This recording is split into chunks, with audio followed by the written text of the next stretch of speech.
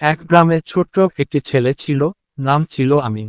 সে খুবই কৌতূহলী ছিল এবং সব সময় আল্লাহর সৃষ্টির ব্যাপারে ভাবত।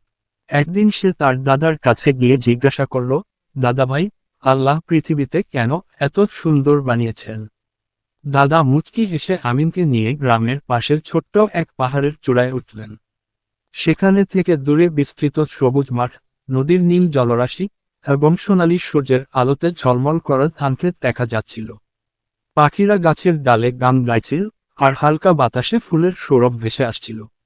দাদা বললেন, আমিন, আল্লাহ পৃথিবীতে সুন্দর করে বানিয়েছেন যেন আমরা তার সৃষ্টির প্রশংসা করি এবং তার প্রতি কৃতজ্ঞতা প্রকাশ করি।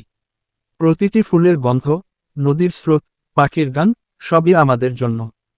পৃথিবী আমাদের পরীক্ষার স্থান, আর এই সৌন্দর্য আমাদের মনে করিয়ে দেয় আল্লাহর মহিমা। আমিন কিছুক্ষণ নীরব থেকে চারপাশের দৃশ্য দেখতে লাগলো। তারপর সে বলল, দাদা ভাই, এখন বুঝতে পেরেছি কেন আল্লাহ পৃথিবীতে এত সুন্দর বানিয়েছেন। আমরা যেন তাকে ভালোবাসি আর তার প্রতি কৃতজ্ঞ হই।